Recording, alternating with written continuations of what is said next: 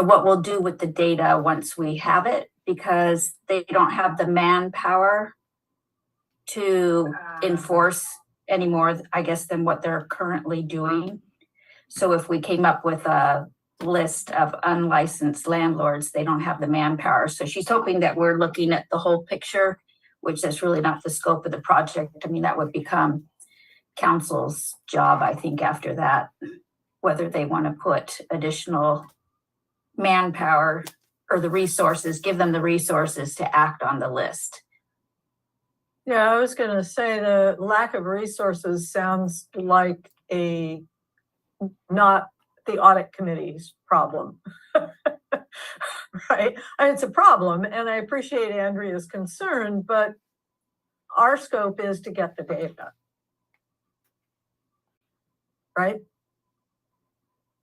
Yeah, I suggested, but we didn't follow up on it. I just said, well, perhaps the additional revenue that comes from having additional licenses, that we would be able to put the enforcement, get the resources for it. But, again, that's beyond what we would be deciding. That would be, I think, council's job. I have giant comments on this, but I'm going to try to be a better person. Marwan, Quinn, do you have any comments on this?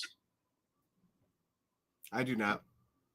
Okay, Quinn? I think I agree with some comments that were already made. Like, that's kind of outside the purview of audit committee. If the audit committee gives that information to council and Director Spencer says, hey, we don't have the manpower, then that's up to council to fund if they think that that's a priority. But I don't think it necessarily should stop the project.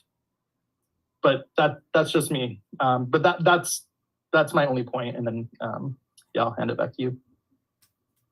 I'm very surprised to hear this from Director Spencer, because in the very first meeting that I had with her, she mentioned this specific item as something that they really wanted to have done. It's been a council goal and priority for all of 2023. It's been on the audit committee's work plan since January. So, okay, so we seem to be unanimous in okay, thank you for your input. Okay, but we're going to move forward with it. Oh, yeah. Okay, great. Okay, unless the world blows up in some specific way that affects the audit committee, which, the world could well do that at this point. Could happen. So moving on to item 4, the CPA committee member outreach update. Has anyone found a CPA? There needs to be a song of that. I could write that song. No. How much is that CPA in the window? I'm working from a list from the Board of Accountancy. So I think I've narrowed it down to approximately 25 eligible CPAs that if we expanded the range outside Kitsap. So I'm now trying to track down these individuals, and records live in different places, but I will find them. Thank you. Wow, Thank that's you. great. I, for my part, will keep on reaching out. I'm so sorry that I just don't know any. Yeah. All right, well, if somebody comes up with a magic plan, otherwise we will keep moving along without a CPA. I'm sorry, Auditor Sims. Yeah, Anna, Marlon, please go ahead. Is there a description that we can hand out or post socially? Does that exist somewhere? The charter calls for a CPA to sit on the audit committee, and you're entirely familiar with the audit committee at this point. How would you describe it? Well, I'm just saying, is there something that kind of outlines what would be expected of them that we can promote? Like that would help me to try to promote it. Christine, didn't you have a like a flyer or something that was you put together? Is Christine there? Yeah, she's here. Yes, I'd have to pare it down for social media, though. This is more like, more informative to an applicant. That would be okay if I could have Yeah. that, then I can just speak to it. I'll have that, but okay. I think that's a great idea. Plus, I really like the paring it down. Thank you, Marwan. Because it's a pared down world. Just the cliff notes. Yes. Okay, just the cliff notes. The sound bites only. Everything you can say in 1 minute. Okay. Thank you. And if you have any further suggestions, Marwan, because I myself am just so very bad at social media that I think I don't want to offer any suggestions. And if I did offer them, I think you shouldn't listen to them. I'm not, not gilding the lily here. Okay. Unless anyone else has anything on this, we're going to move on to agenda item 5, public comment. Do we have any participants, Christine? There are no attendees, and there are no attendees in the office either. Okay. Well, excellent. That went by swiftly. Well, I'm going to slow it down a little bit, Anna. I think that we were going to talk a little bit about the process of public comment. I am waiting to hear back from legal because they issued a memo on this in 2022. And so I wanted to seek their guidance because audit committee is a little bit different from the other committees. But the memo does say that anytime that there's going to be final action taken at a meeting, that committees should be allowing for public comment before that final action is taken. And I just want to get clarification on what final action is, because it's certainly different for our committee, what we do with final action. I mean, our final action is approving a report that makes recommendations. We can't tell anyone what to do. We make recommendations. So it's not like, to me, it's very different. So I wanted to hold off a little bit before we make any final decisions on how to handle public comment. I would put out too that the other kind of final action that we take is in determining our work plan. Mm-hmm. And that's a good place for anyone who's deeply interested to provide input on prioritization. So, and we revisit that at least a few times a year. So that might be another time when public input could be welcomed. I'll put it that way. Not necessarily sought out, but welcomed. Quinn, Marwan, do you have anything further on this? Yeah, that's my understanding as well, is that final action is usually, council taking action or the administration taking action. So I don't think I've seen that memo, but I obviously defer to legal and Kylie and Brett, but my understanding of final action was always in terms of public comment, ordinances, resolutions, things like that, which our committee doesn't have the power to do. So I'd be interested to look at the memo, but that's my understanding as well. Okay. I am certainly not going to claim to be a lawyer because, I'm not. But the city attorney did bring up that OPMA had been expanded in 2022, which was the impetus for this memo. The Open Public Meetings Act had been expanded in 22, and so more public comment is required in more places. And it was said, but I cannot recall by whom, that even when council discusses something, for example, we were planning to discuss livability last week, that is considered an action. So I really don't know. Yeah. Caesar's wife. That's who we got to be. I just completed the training, which is what prompted my question, because what I got out of training is that we don't have to be open for comment on every single agenda item, but there may be specific agenda items, for example, the work plan or a report that we're getting ready to issue where we would be open to public comment, and that only comments relevant to those agenda items can be accepted. That's actually what I got out of my training, is that that's acceptable. And it'll be interesting to see if that's legal's interpretation as well. So they can't start talking about Krampus, for example? Right. Yes, exactly. Well, and then, we as a committee, I guess, would want to decide whether, because I think council opens up Yes. public comment, just general. So you can have it on your action items, and then you can just have general public comment, is what I understand council does. Is that correct, Anna?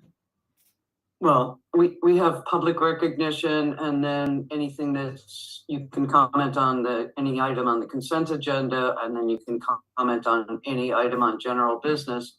But I'm just going to go on to say that the Kitsap Transit Board only has one block.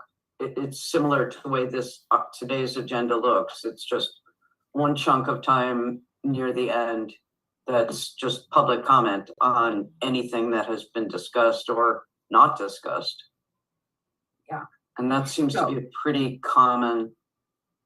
But today we don't have any action items. If you define an action item, the memo says anytime the group, I'll read the language. Oh, read us the language. Well, I'm sorry, but it, no, I'm just saying, read us the language. I know it disappeared. They're shy, these memos. They hide in the underbrush. Well, I don't know. It looks like, well, wait a minute. Okay, hang on. I have to reopen it, I suppose. Well, Jenny's opening that. So does that mean, let's say there's what's on the agenda isn't open for public comment, but someone then wanted to, could they decide to allow it? Or would it have to be set from the beginning that it's open for comment? Here I'm just telling you about how Kitsap Transit Board does it, which is there's one slot for public comment, and that's it. And it's at the end of the meeting.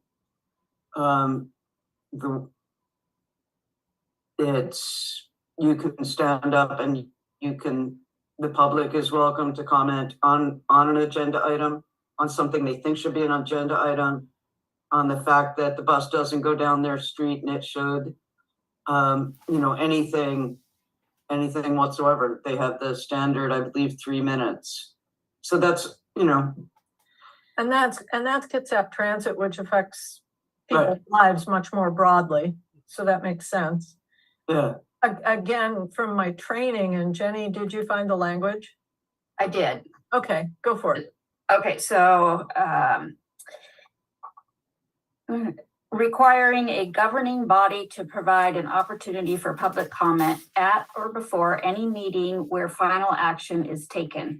This means that when one of the committees, commissions, or boards is making, quote, a collective positive or negative decision, or an actual vote by a majority of the members of a governing body when sitting as a body or entity upon a motion, proposal, resolution, order, or ordinance, there needs to be public comment prior to that action. So, There needs to be, interesting. Or at least certainly an opportunity for public comment. Huh?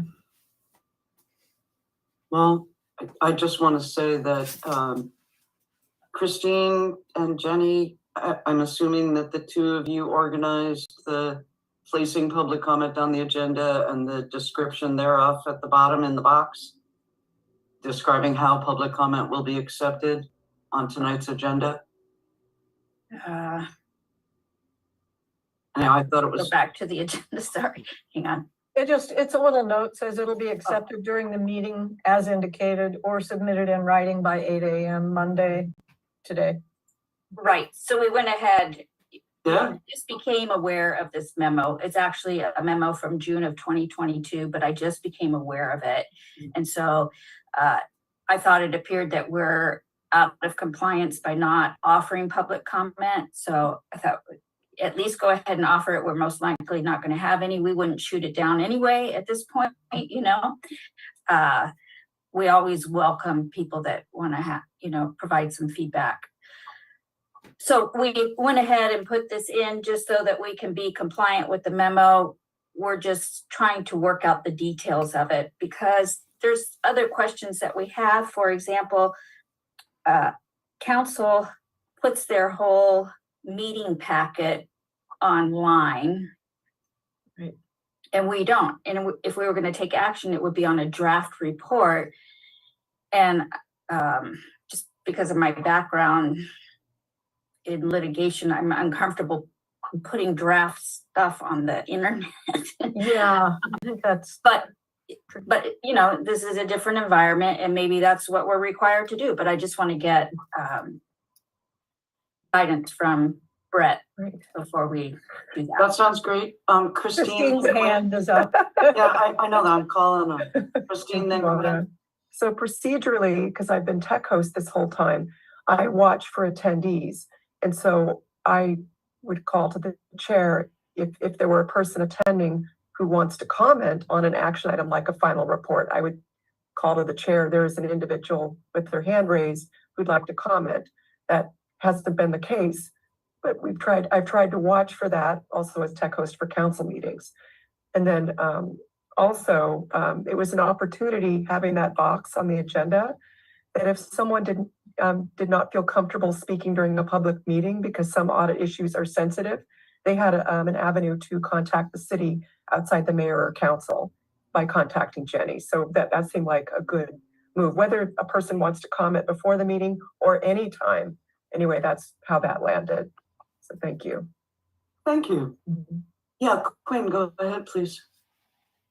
Yeah, I'm trying to remember when I was chair of the REAC, I know that we went through this as well, and I asked them specifically whether or not we needed to do public comment. And I think, if I recall correctly, what I think legal told me is that it is our decision, because I think that case law doesn't consider committee action to be final action. But again, I think we just need to check in with Rhett and Kylie, but as that's written, I don't think that applies to the types of things that we would do. Interesting, because the training calls out committee meetings. Mm-hmm. So I think it's a gray area, is what I'm hearing. You know, this is really muddy. Yeah, I would defer to them. I'm just Absolutely, me too. Me too. I do think that we probably want to hold people to comment only on agenda items. Yeah, I would encourage anyone who has other concerns that they contact me directly. There you go. I mean, Yeah. because audit should be open to hearing concerns of anyone Absolutely. in the public or anyone within city staff or, anybody. Yeah. I guess I was getting at, we had comments about affordable housing from someone in another meeting, and it really Yes. wasn't part of our purview. And so that's what I was getting at by agenda items is, we could be here all day listening to people talk to us about stuff that we can't do anything about. Yeah, I find myself doing that often. Yeah. So, At any rate, it's academic right now. Yep. Jenny, you're seeking final guidance from legal. Mhm. Deborah, thank you so much for having gone through that training. Way to go. easy. Hey. Okay. I really just wanted to say that I very much appreciate the attitude of everybody in this committee in being so open to the public comment. Even though it was so unexpected that when we first received it. But so that's all. Just, Yeah. well done you. Okay, any further comment on public comment? Oh, that's important. No. Okay, then agenda item 6, which is other matters. I'm not certain what that is, so please go ahead. I don't recall if we had anything else. Christine, do you recall if we had anything else for other matters? I did have an announcement. So, oh geez, what's my computer doing? Did not All work. is well. Okay. So the city of Bremerton's going to be holding budget workshops, and that'll be the mayor, the council members, department directors, and staff.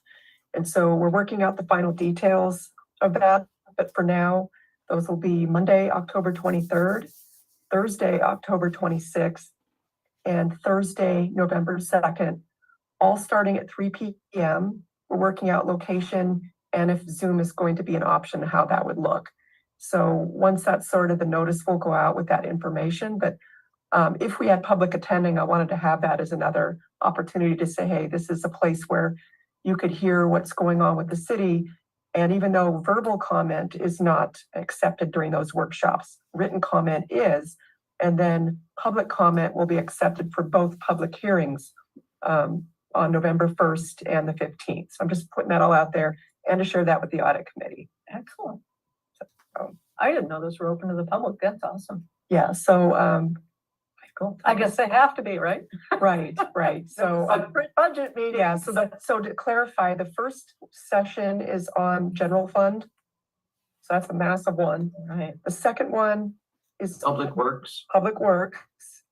And then the final one will follow the public hearing, and that will be the question and answer where the council rolls up their sleeves and either moves pots of money around or makes suggestions or offers up some potential changes. And it also incorporates that public comment. So it's fast and furious, but there's 3 sessions and then 2 public hearings. Wow. Yeah, cool. With snacks. Nice. Mhm. That's important, yeah. I really, Cranky people. sorry. Deborah, Quinn, Marwan, did you have any comment on this? Just that it's really important that that's available by Zoom so more people can participate. Mhm. It was last year, was it not? Yeah. It was just terrible quality. Okay. We're looking at that. I know IT's looking at that. So. Thank you. Because many people, it was held down in the chamber because this conference room wasn't available yet. Wasn't set up. And so people who came to the head of the table, if they were soft spoken. Yeah. So hoping it'll be better this year, that we've gotten better at this. Yeah, I'm really happy about the public comment, and thank you, Christine, for emphasizing that the public can weigh in by email at any time to the city council, to the mayor. I'm sorry, Quinn, did you have something on this? No, I'm just excited for my final budget season. So other That's than probably that, the first and only time somebody's been excited about a budget season, right? keyword being final budget season. Yes, exactly. Yeah, no, I'm good. Well, I hope that as many of us as possible can publicize as widely as possible that how and when comment can be received. Because a lot of it is seriously wonk. Like the general fund is not just the general fund, but it goes through each and every one of the special funds. And I also want to make sure that the public realizes that council sees the budget the same time everybody else does. You know, Wednesday evening, October 18th, at some point, the budget will be posted on the website and we will see it. We have seen nothing to date. So, okay, thank you for the announcement. Any other matters? Okay. Yeah, Christine, go ahead. Just wanted to thank Quinn for his service as a council member. Like, wow, this year's going fast. So thank you for serving on the audit committee. That's very sweet of you. Thanks a lot. Yeah, you'll be missed. Yeah. Thank you, Quinn. Thanks. I'll miss you guys. Is this the last meeting of the audit committee? I think we have 2 more, right? So. But you won't be able to attend them. Oh, yeah, you're right. Because what? Will you be able to attend them? What days are they? They're the 3rd. It's going to be the 3rd Monday of the month. Yeah, I think so. Right? Except December. He can attend because his. My new- term doesn't end until the end of the year, so Thank you. Really? unless I'm not thinking about my calendar correctly, I believe I'll be at both audit committee meetings. Yeah, I think his. Well, there's a short term and a long term. Right. Well, here in agenda item 8, we say November 20th is canceled. Yep. But December 18th will happen. Yep. I Okay. will be there on December 18th, so you're not rid of me yet, folks. Okay. So we'll sing you little songs at that time, Quinn. I appreciate it. Very little. Mhm. Very small. Don't let that fact deter you from coming to the meeting. It incentivizes. There you go. Okay. Any further other matters? Okay, so agenda item 7 is the next time I report to the city council will be in 9 days. Yeah. And since it'll be in the middle of the budget swirl, I'm gonna really keep it short and sweet, which is basically Auditor Sims is still working on the landlord license compliance review. Okay. The November 20th meeting is canceled. Wow, Thanksgiving just really casts a long shadow, don't it? Wow. Okay. Well, so we're not meeting in November, but we will next meet on December 18th. And we can all be thinking of songs to sing to Quinn. I can't wait for it. We have to make sure we have a quorum so we have a good harmony. Oh, That's right. That's true. Okay, and I really have nothing further to add. If no other member of this committee has anything further to add, I'm going to move to adjourn the meeting. Seconded. Okay. With great thanks to all of you for your service. Wait, I need a little hammer. Okay. I Bang. adjourn this meeting. Thanks, everyone. Have a good night. Thank you.